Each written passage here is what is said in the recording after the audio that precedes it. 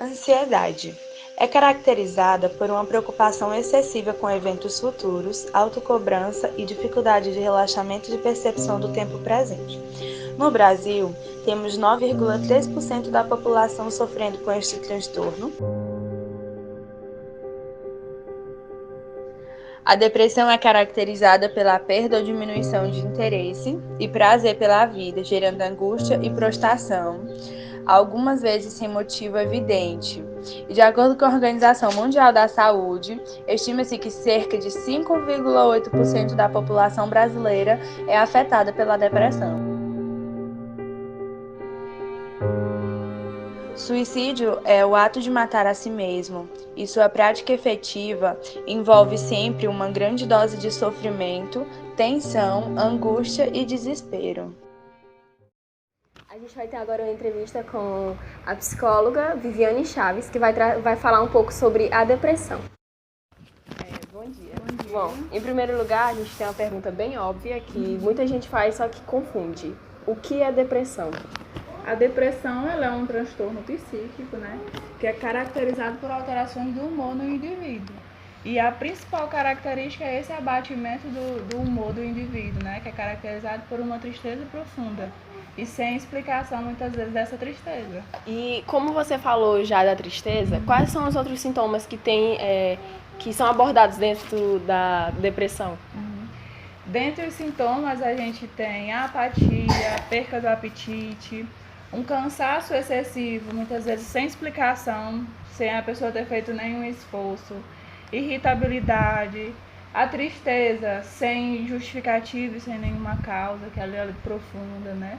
Muitas vezes a anedonia, aquela falta de vontade de fazer atividades que antes eram prazerosas para a pessoa, ele perde esse desejo quando está no quadro depressivo. E bem como raiva também, a pessoa pode se encontrar nesse estado, né? E todas as pessoas estão sujeitas à depressão ou a um público mais atingido? Todos nós estamos sujeitos, desde da criança ao idoso, todos nós estamos sujeitos. Mas aí nós mulheres temos uma predisposição maior a ter um transtorno depressivo, né? Os índices aí, as mulheres estão no ranking como nos primeiros colocações. Muita gente fala que os jovens são um público bem atingido. Por que o povo fala isso? Tipo, os jovens, eles são bem atingidos em relação à depressão. A gente fala muito que a depressão ela tem evoluído muito nos últimos 50 anos. E aí, por que o público jovem hoje está mais vulnerável? Porque muitas vezes os jovens estão se desconectando desses relacionamentos que existem entre o outro. E aí eles passam por uma fase de turbulência. E aí nessas fases de conflitos, quando eles não encontram esse equilíbrio, ocorre um transtorno depressivo ou outra problemática que pode ocorrer nessa transição. Quando o depressivo não quer ser ajudado, você tem algum conselho que a gente deve fazer para isso? Primeiramente, vocês não desistam dessa pessoa, né? Quem tem uma pessoa com depressão, recomendado é você jamais desistir. Você colocar-se sempre à disposição, colocar a sua boa vontade de que você está disposto a ajudar e que está ali com ele. É difícil, muitas vezes a pessoa recusa essa ajuda e não quer de jeito nenhum. Mas o importante é você ir insistindo até que ele aceite que ele tem a problemática. Porque eles recusam muitas vezes a ajuda porque não aceitam que tem um problema. Ou porque não sabem o que é a problemática que eles estão vivendo. Como que começa para identificar, isso, né? Para identificar. Os sintomas mais comuns, né, que as pessoas confundem muito e pensam que é coisa da rotina, que é só o estresse. Um cansaço excessivo, uma tristeza que é duradoura, que não é só momentânea, que ocupa grande parte do dia da pessoa, a perca de apetite ou a fome em excesso, muitas vezes, e aí termina que as pessoas confundem isso com questões do dia a dia, e aí procuram um tratamento para a depressão por conta de não saber distinguir muitas vezes do que é fadiga da rotina e o que é um transtorno depressivo, né? E aí é importante a gente identificar isso e a duração com que isso está no indivíduo. Então, o que vai caracterizar é a duração com que a pessoa está vivenciando todos esses sintomas, para a gente poder diferenciar o que é da rotina, o que é estresse e o que realmente é a depressão. E a pessoa ser de uma crença ou de uma religião, ela tendo depressão, isso ajuda às vezes? ajuda sim.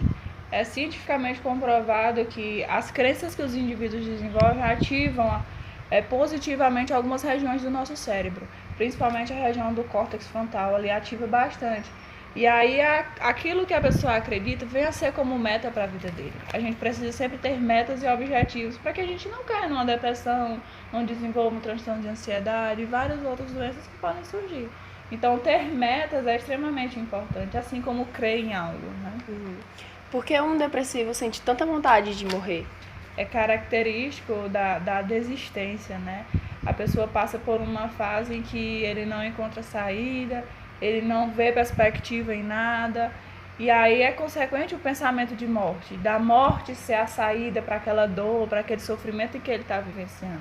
Então é comum os pensamentos de morte e de desistência de quando a pessoa está num quadro depressivo. E aí quando tem a família e quando eles não ajudam, piora mais a situação. Piora mais a situação, porque o que ocorre muito é o preconceito não só da sociedade, como da família. Eu digo que a família é um dos principais fatores que contribuem na adesão no tratamento.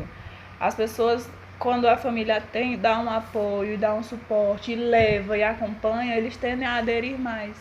Mas aí existe o preconceito dentro da própria família, de muitas vezes dizer que depressão é uma bobagem, que é uma besteira, que é só uma fase que vai passar, mas não é, ela é uma doença e precisa ser tratada. Nos jovens isso é até mais comum, porque os pais falam, isso é coisa de adolescente, sim, vai passar, e é mais difícil. É bem comum entre os jovens, por conta de o jovem ter aquela descredibilidade, né? Isso. Dessas oscilações, e aí termina que eles dizem, isso é coisa de menino, isso é bobagem. E não é, precisa a gente ter um olhar atento e clínico para isso. Então a gente já percebe que depressão tem tratamento sim. Tem. Qual o tratamento que você mais aconselha? Dentre o tratamento psicoterápico, né, a gente tem a abordagem cognitiva comportamental, que é uma das mais eficazes aí no tratamento por conta de reestruturação cognitiva e tudo. Mas aí é importante também uma intervenção psiquiátrica, para o psiquiatra intervir com medicação, dependendo de qual seja o quadro em que a pessoa se encontra, né?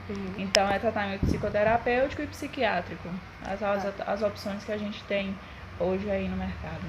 Tá, obrigada. Nada. E essa foi mais uma entrevista com Viviane Chaves, psicóloga.